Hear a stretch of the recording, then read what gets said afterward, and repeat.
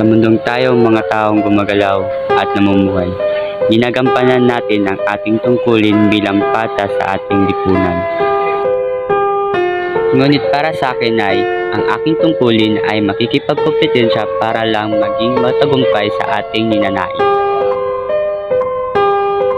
Bilang isang anak at estudyante, nilulugar ko ang aking pakikipagkompetensya sa pag-aaral.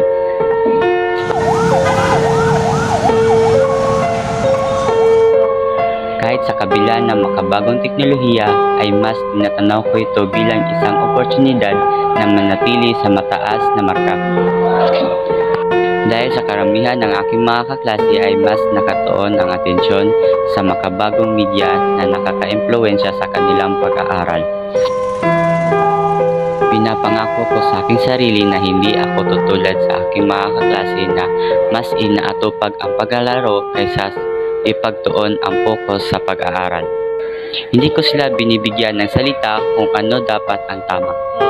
Dahil para sa kanila, ang aking payo ay walang kwenta.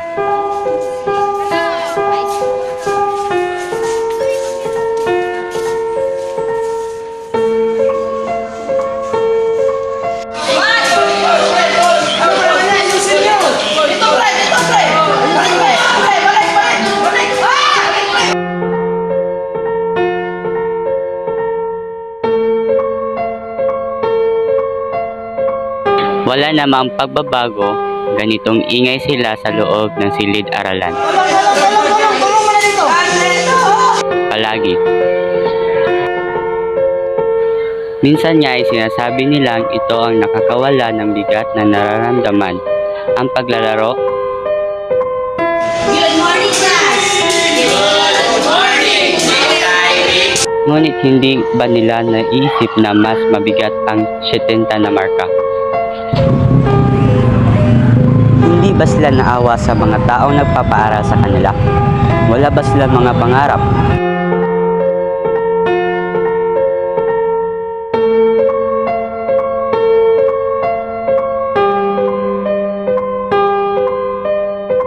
Napapansin ko napakasensitibo ko sa mga hindi nilang magandang gawin sa paglalaro dahil kung ako ang nasa pwesto nila ay hindi ko gustuhin na makatanggap ng markang 70.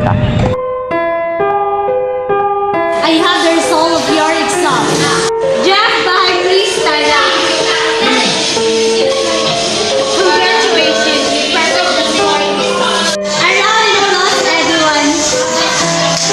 Hinahayaan ko na lang minsan dahil naman ay wala akong kakompetensya o katuwang pagdating sa akademiko at mga aktibidades. Bigla nang magkasunod-sunod na lahat ang mga gawain sa paaralan at sinabayan pa ito ng problema sa aming tahanan, ay nawala ang aking pagiging produktibo.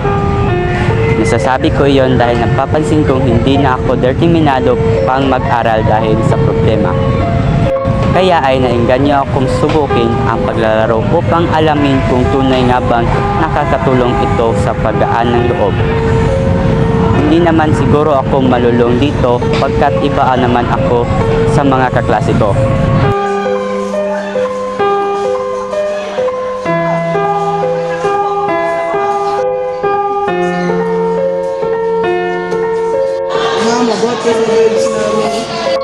Gusto niyo bang graduate? So why are keeping and giving me these grades? May kasiyahan sa bahay, ma'am. Nang dahil assignment, kayahin niyo si Jeff, nag-aaral na mabuti. Alam niyo bang napaka-importante ng mataas na marka?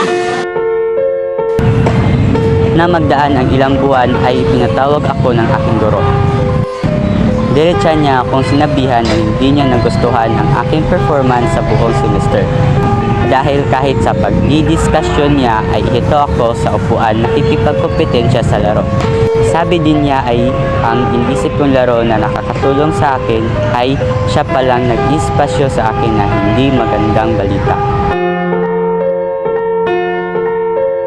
At iyon ay ang makatanggap ng markang 70. Sino pa ba ako? Ako pa ba ay nakikipagkompetensya sa klase o nalulong na nga sa hindi magandang gawain ng paglalaro? Nanay, patawarin niyo po ang anak niyong dating tuso na puring-puri ng mga tao. Ang landas ko ngayon ay bumaliktad at na-impluensya sa laro. Umanhin niyo po ang naiuwi kong bitbit na markang 70.